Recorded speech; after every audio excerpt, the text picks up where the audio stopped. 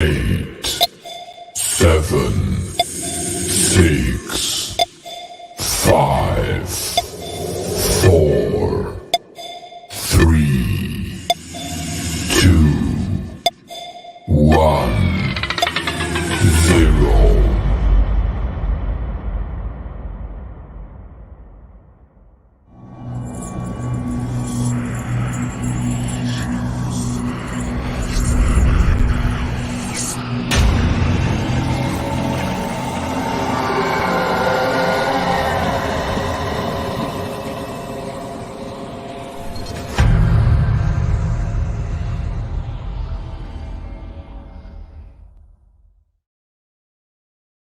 Good afternoon and welcome. Thank you so much for joining us here on the special presentation of the best in paranormal talk radio. This is Darkness Radio. I'm your host, Dave Schrader, along with me, Mr. Tim Dennis. Hello, Tim. Hey, how you doing? Doing good, buddy. I'm excited about today's program. I have had the unique opportunity to be a host on legendary talk show host Art Bell's program. I was a host on Coast to Coast AM. I was a host, his final host on Midnight in the Desert before his death. And we have had the opportunity to work with two of the legends in the field, Art Bell, George Norrie. Of course, on the Mount Rushmore of paranormal radio, there is Long John Nebel, who really kind of started this entire thing. And today we get to take somebody off of our bucket list that we have been wanting to speak to for a while. It's been a while since he's been on air. He had a personal situation and death in his family that took him from his long run with paranormal radio, but he is back. Ladies and gentlemen, Dark Air with Terry Carnation, an Audio Boom original podcast available everywhere that you stream your podcasts, is back on April 1st. Terry Carnation, the Pope of the Paranormal, is known for his silken voice and his luxurious hair as much as he is for being the host of the late night AM radio call-in show Dark Air.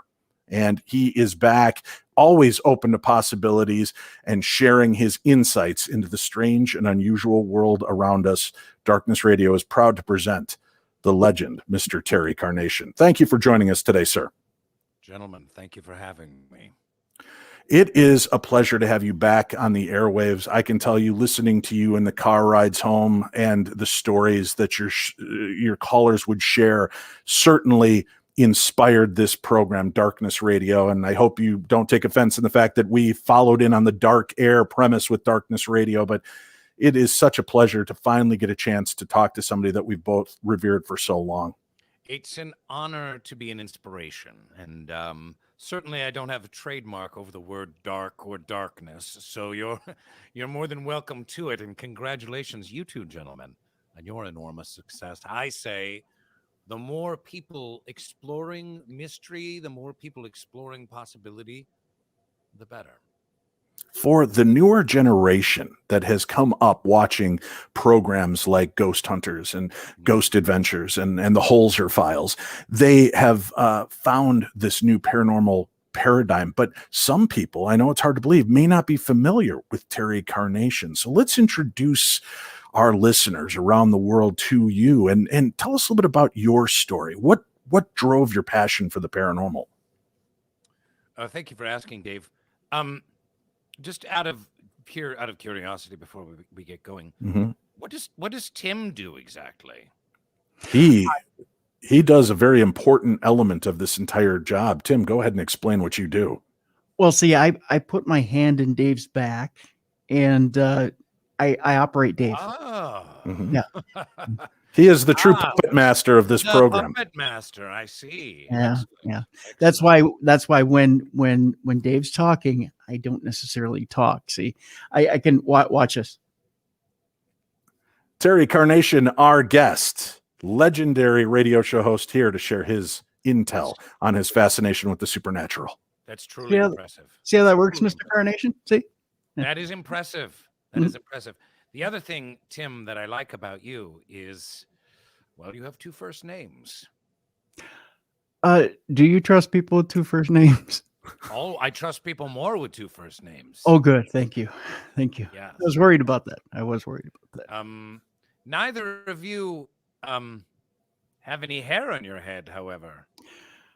Well, that's because if you put the heads down and then you press them together. See? Yeah, we make a complete ass of ourselves. It works out well. Plus, Oh, look at that. going into haunted locations, the biggest complaint people have is that spirits are constantly grabbing their hair and tugging it. This makes us a little bit more aerodynamic and easy to slip through the gauntlet of the supernatural. Now, I'm not really a supernatural explorer, but if I were, you're suggesting that perhaps I wear a bald cap. I think that, or perhaps just a really elegant bathing cap would be good, or shower cap if you'd like to go a little puffier. Or if I'm fully committed, shave my head. It's only certain people that can pull that entire look off. But you know what? With the luxurious locks that you've got, I would say stick with it. Yeah. God giveth and God taketh away, and God have giveth you a very luxurious mane. I would stick with it. He giveth me an excellent mane indeed, and he hath giveth you 2 first names. Yes. Well, excellent, gentlemen. It's wonderful to get acquainted with you. Was there a question at the beginning of all this? I'm so sorry. I lost my place. Your fascination with the paranormal, how did you get involved in this, and where did your passion begin? Well, thank you again for asking, Dave, the puppet. We're going to go all the way back. My fascination with the paranormal, with the supernatural, with the unexplained, with the darkness, goes back to my earliest childhood. You see, gentlemen, and I haven't spoken about this very much because my role, frankly, is a conversational lubricant. If there's a conversation happening, I like to just take my lubricant and just spread it all over that conversation. So I rarely talk about my personal life, but I will say that I was raised. Do you remember the movie Ghost Dad with Bill Cosby? Do we? Yeah. Now, too bad, Mr. Cosby is in some unfortunate circumstances, it looks like, but which unfortunately has probably tarnished the reputation of one of the greatest films of the 1980s. Ghost Agreed. Dad. Agreed. Well, I was raised by a spectral mother. A spectral mother? My mother had passed when I was quite young. Mm-hmm. And she raised me. She was there with me every day in the Carnation household. My pappy was away at work, and she would be the one cooking me the oatmeal. She would be the one making my bed. She would be the one cleaning up the cat poop from the courtyard. Wow, spectral mothers do that as well. I don't know if all of them do, but mine worked awfully hard for the money, with the money, which was none. And this was difficult because she was spectral, so she had a very difficult time holding on to animate objects. She had a very difficult time navigating the physical world, but she loved me. Oh, how she loved me, Dave. And well. And I loved her, and she was there all the time. We would laugh. We would laugh. That's got to be a bit of a struggle as a growing boy and a teen who sometimes needs his privacy in his room, or perhaps on dates. Mothers always have that intuition as it is, but to know that you have a spectral mother that could appear anywhere at any time. Yeah. I would say, like, Mom, knock on the door, and she would be like, I can't. I'm literally incapable of knocking on the door. And then I'm saying, well, say knock, knock, Excellent. Valencia is over and we're playing tonsil hockey. The last thing I need is her walking through a door. Zoinks. Talk about performance anxiety. And it's affected me to this day. It's affected me to this day. Yes. I know I still have some trouble in the plumbing department, which I don't get too much details, but thanks, Mom. And thanks, Dr. Freud. You are reticent to really dip deeply into your story and your history with the supernatural, which is understandable. But with the current pandemic and people being locked indoors, I've done a lot of reading into biographies, and I've been fascinated with celebrity biographies. And this year alone, I've uncovered the fact, of course, Lucy Liu, Kesha, and Bobby Brown all admit to spectral sex. They've all had intercourse with ghosts. Sammy Hagar, in his book, talks about his brushes with ghosts and believes he was abducted by aliens.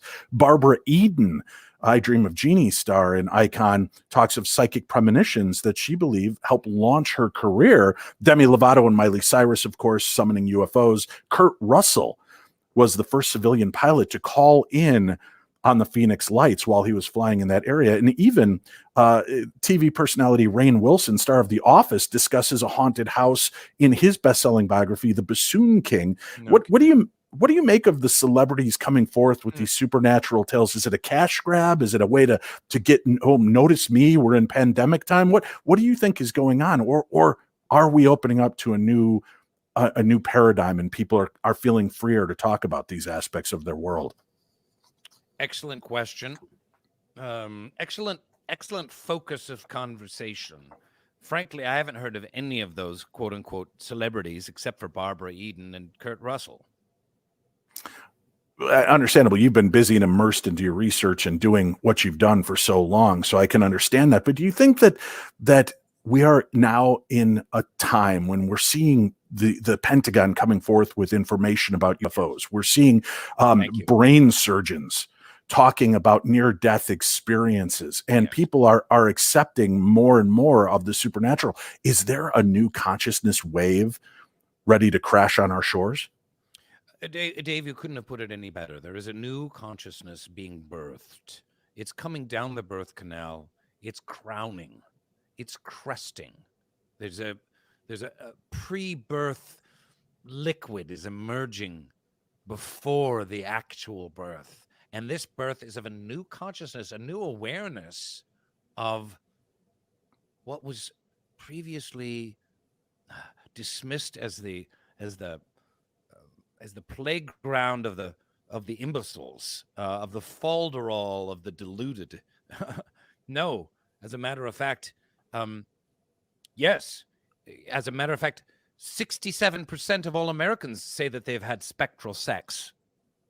67%? Yes, that's it. Yes, bing that.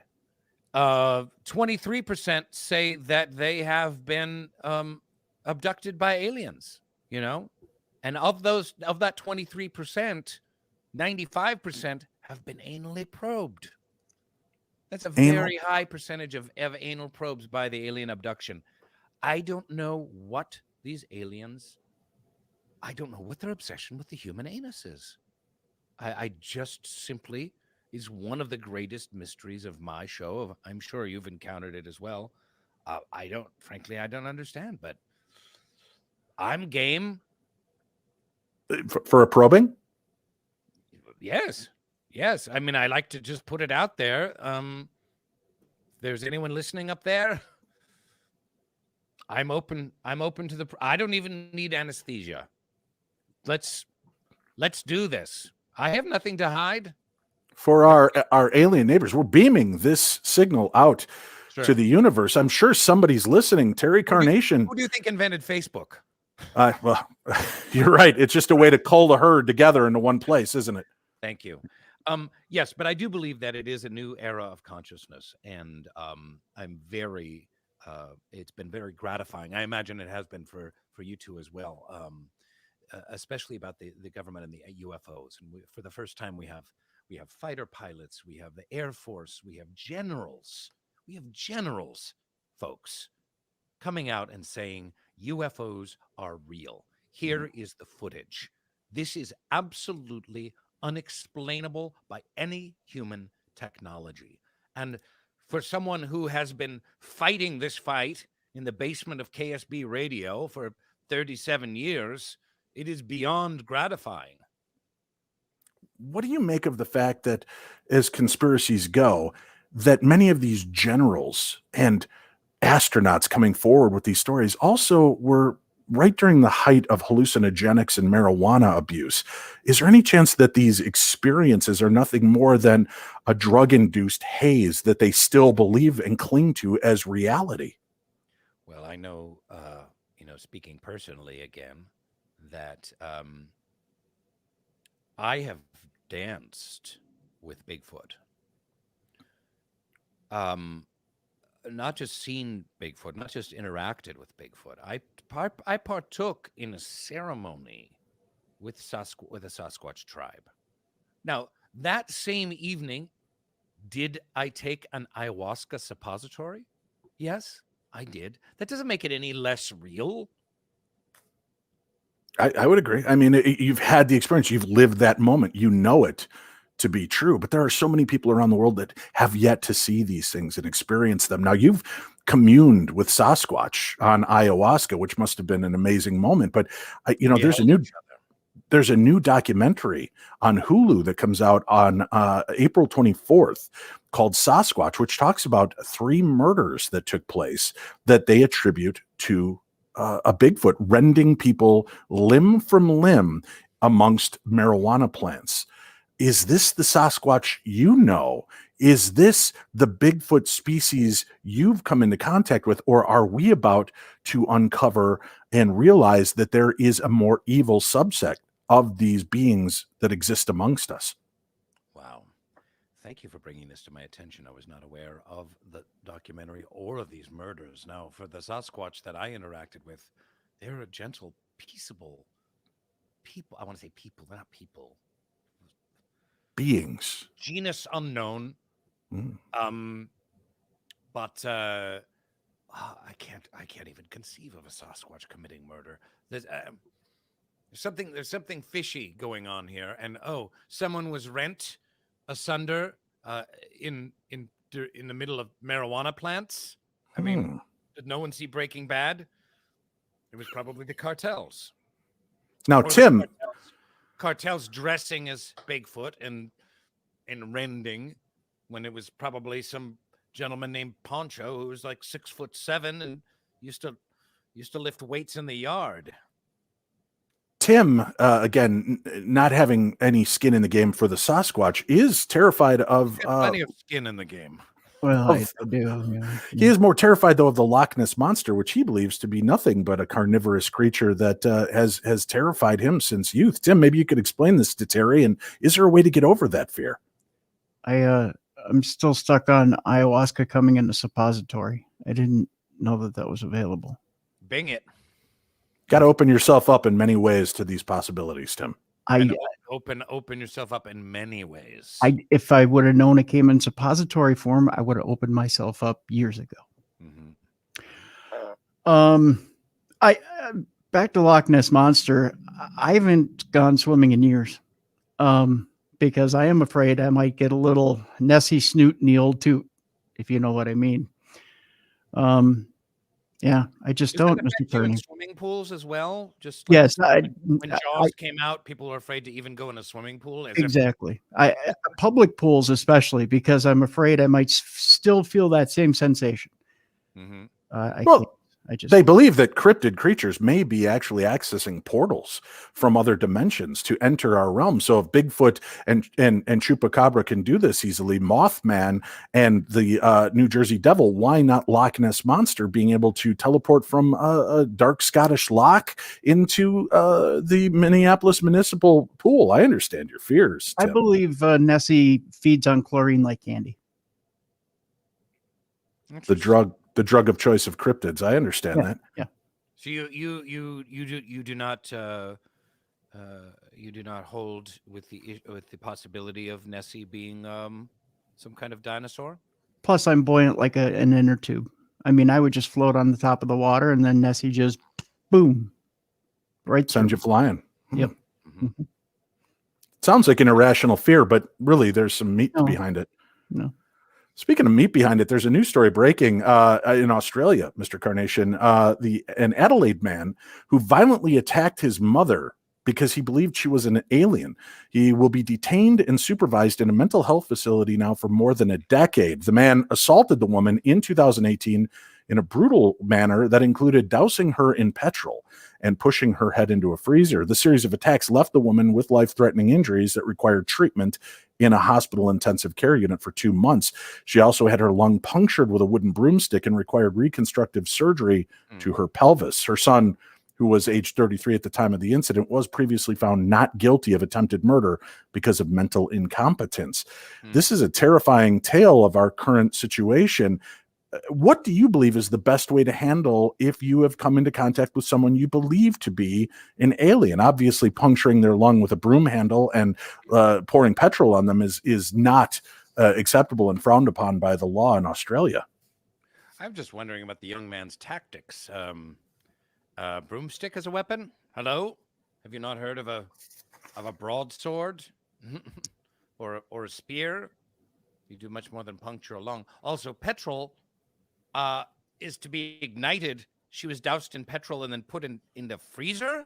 What was the thinking there?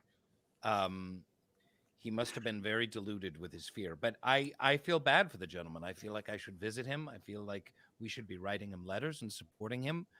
We've all seen Invasion of the Body Snatchers. We all know that aliens walk among us. We know this, folks. Come on. With all due respect, Mr. Carnation, as a child, my mother loved to make us petrol popsicles. They were delicious. Explains the premature balding, doesn't it? Yeah. We know that aliens walk among us. They take human form. Sometimes, yes, lizard form, Mothman form. And frankly, I think she deserves to die, or at least be put away for a very, very long time. So if we encounter an alien, not knowing what their real need or desire here is on Earth, you're saying attack mode first, ask questions later. Absolutely, especially in Australia.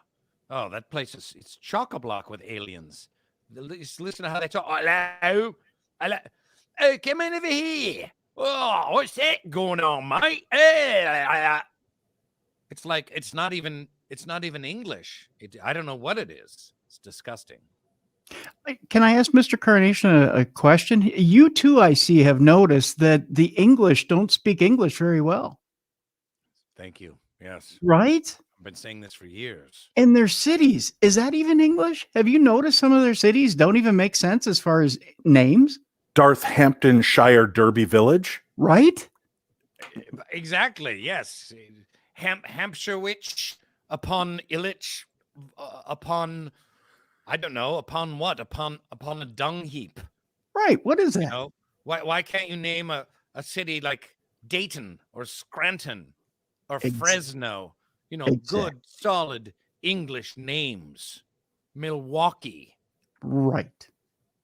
You bring up some interesting aspects, of course, and having been out there and hearing these tales for so long, we had a listener who has been following along with you, and I want to make sure that I get the question properly. Bart L asks, a question for Mr. Carnation. Have you heard of a place called Schrute Farms and of the legend of the ghost of the three-legged polygamist that haunts the property? I'm not aware of this, but that sounds like a fascinating story. I welcome you to call into Dark Air. Would love to take your calls and hear more about this Schrute Farm and the three-legged polygamist. Sounds fascinating. It's strange, right? I was not aware. Yeah. Starting to notice that you've got Bigfoot and marijuana fields, the spectral three-legged polygamists haunting a beet farm. Is there something to the tilling of the earth, the upsetting of Mother Earth and Gaia that is creating these spirits, these beings to come forward in a more aggressive nature? Earth will have her revenge, certainly. Mother Earth, Gaia, the forces, the ancient ones, they will have their revenge. We can't pave this planet fast enough, apparently. And some dark times are coming. Some darkness, dark air, dark times are ahead. God bless skyscrapers. I know you've got a very tight time frame here. I just have one other quick story. There's a woman that has purchased what she. I thought you were going to say I had a tight anus. I don't know that to be true, but after a probing, let me know what the results are.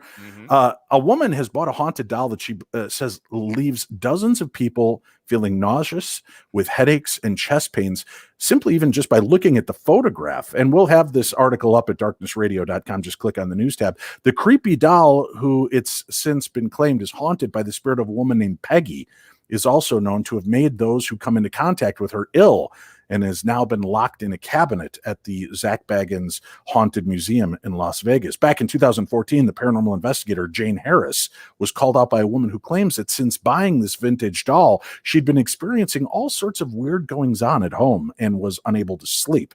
The woman became so spooked that she wrapped the 3-foot-tall doll up in old carpet. Is old carpet a good way to bind spirits? Mr. Carnation, do you believe that that's the way to keep them from freeing themselves and doing more damage? I hadn't thought about the options of what to wrap an evil doll in. And this nylon pile, that might make sense. It is so synthetic. Pile. Yeah, that is true. I would say, like, why not tinfoil? Just get some, just a nice foil wrap, put it in the freezer, boom, problem solved. But yeah, there's I would say perhaps visit a local priest and get a holy shroud to counteract the evil powers, the evil spirits. If there's a shaman nearby, perhaps a Native American holy man or medicine man, to get a sacred ceremonial blanket. But yes, this is a first for me.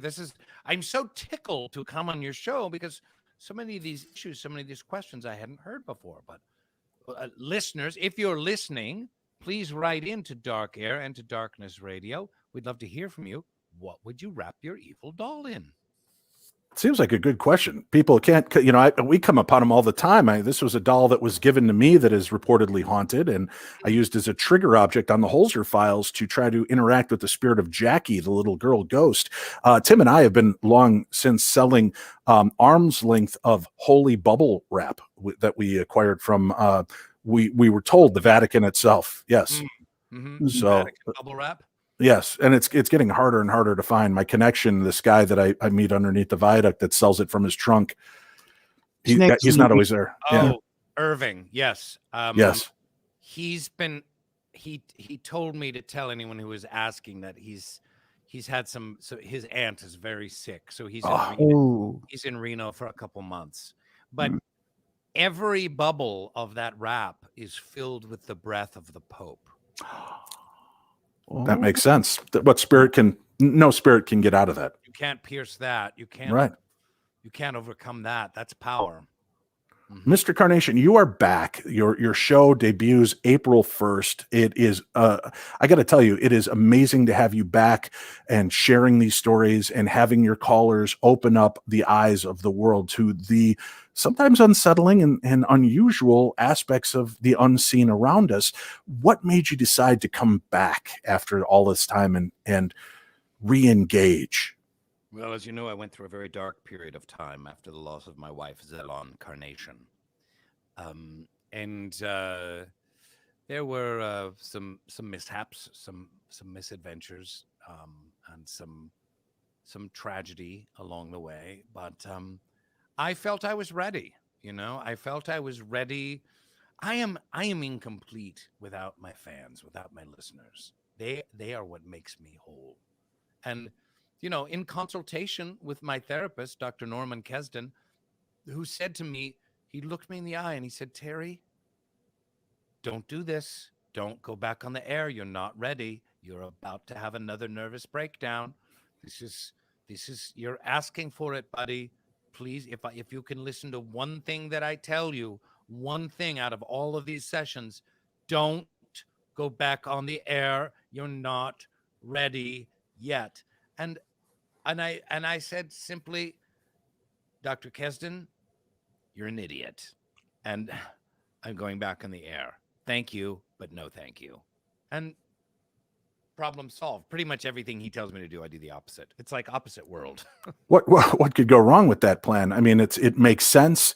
You know your strengths, you know where we lie. And listen, doing what we do is always going to make people question our sanity as it is. We have are you okay? I'm noticing you're looking how they work. It's amazing. The mandible. You know, this is why you got to listen to this guy. The insights that he brings you, the new ways to look at things that have become mundane to the rest of us. It's important. Dark Air is back April 1st. You can follow at Dark Air and at Terry Carnation on most social media. Mr. Carnation, with your permission, I'd like to play a clip of your program as we say goodbye. Thank you so much for joining us and merging the Carnation Nation with the Army of Darkness Radio today in this historic first. So thank you for being a part of our world and entertaining us, and always bringing a light of sunshine and laughter to the world around us in a weary time. Sunshine and laughter. I've never heard that before. But Dave, Dennis, thank you so much for having me. This has been it's been a sheer delight. And lo and behold, I've learned something. So you can't beat that. You cannot, folks. Make sure you tune in. There's no reason to not listen to Dark Air with Terry Carnation and all of the fantastic guests he's had. Now, without further ado, because the world does not need more ados, here is a look at Terry Carnation and Dark Air. Sorry, not Dead Air. It's been Dead Air for far too long, but you're back now with Dark Air. Nice save. Thank you. The unknown. I have proof that aliens live among us. The supernatural. Have you ever had any kind of experience with haunted objects? The conspiratorial. Every time a mosquito bites you, it's a new chip that is being implanted into your bloodstream. One man explored it all, became a legend, then disappeared. Now he has returned to host the late-night talk show that made him a god incarnate. Okay, listen, I can't do this anymore. I can't keep up the fakey, spooky trailer voice. On April 1st, the world will hear my new show, Dark Air with Terry Carnation. Terry Carnation! 1 billion listeners! Mr. Carnation, you're gonna burn in hell! Can't believe I'm in Terry Carnation's apartment! I am the host of Dark Air. I've never heard of it. This is the true story of my triumphant return to host the late-night AM radio call-in show, Dark Air, and the mystery of a caller that may be my dead wife. Terry, I'm scared. Was my beloved reaching out from beyond the grave? Or was I engulfed in the greatest conspiracy since the hosts of The View were discovered to be robots? I know why you're here, Carnation. You best leave this place. I, Terry Carnation, will be your guide to the paranormal. It's a mistake anyone could make. You thought you had aliens in your mini fridge. Taking calls from concerned citizens. Like my boyfriend is a werewolf. Lord Satan has asked for me specifically? He's heard your show, and he's a hate listener.